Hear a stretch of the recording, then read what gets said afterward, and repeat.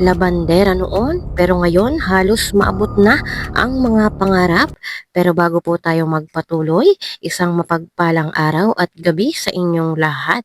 Mega love shoutout sa lahat ng ating mga listeners, viewers, and subscribers saan mang sulok ng mundo. Mapaluzon, Visayas at Mindanao. Kamusta po kayo mga kalingap? Mabuhay po kayo hanggat gusto nyo. At kung bago ka pa lang sa aking munting YouTube channel, huwag kang mayang mag-subscribe, like, share, and comment. Huwag mo na rin kalimutang i-click ang notification bell nang sa ganon ay updated ka sa aking mga paparating na video. At syempre, patuloy po nating suportahan sina Kalingap Rob at ang ating ama ng Kalingap, ang nag-iisang founder, si Kuya Val Santos Matubang. Kung maaari po ay no skip ads, nang sa ganon ay mas marami pa tayong malingap na nangangailangan.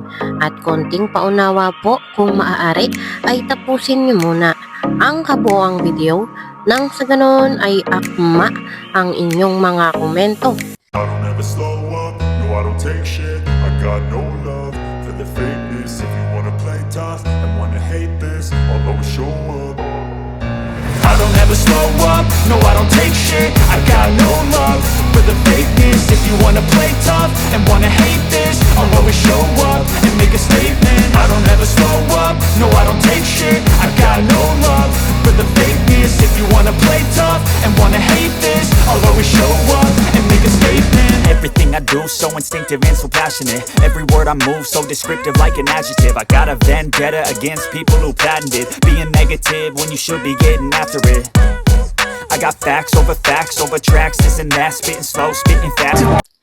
Ayun, kitang-kita naman po natin mga kalingap kung gaano kasaya si Bibi Viancy. Dream come true po ito mga kalingap para kay Viancy, ang makarating ng Hong Kong Disneyland. Kung dati ay pinapangarap niya lang na makarating ng ibang bansa, ngayon ay natutupad na. Hindi pa po ito mga kalingap ang huli. Marami pa pong pagkakataon para magawa ni Viancy ang mag-travel abroad.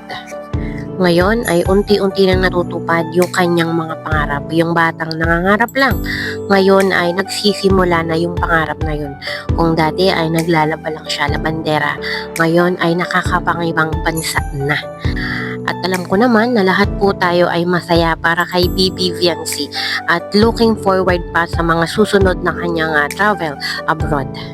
At yun nga po mga kalingap ay sobrang mainit po talaga yung pagtanggap ng ating mga solid supporters dyan sa Hong Kong sa ating mga kalingap, lalo na po sa EDSI. Talagang hindi po matatawaran yung kanilang suporta. Kitang-kita naman po natin mga kalingap na talagang dinumog at dinagsa ang EDSI. Isang patunay lang na talagang tinatangkilik at patuloy na minamahal ng masa ang kalingap, lalo na po ang EDSI. So sa ngayon ay hayaan muna natin na mag-enjoy ang EDSI sa Hong Kong.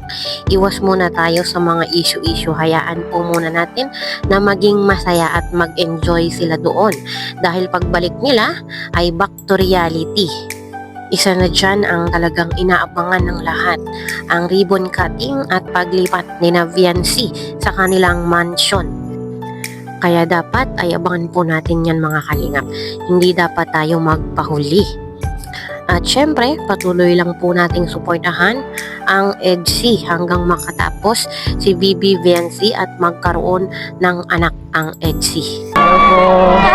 Hello po.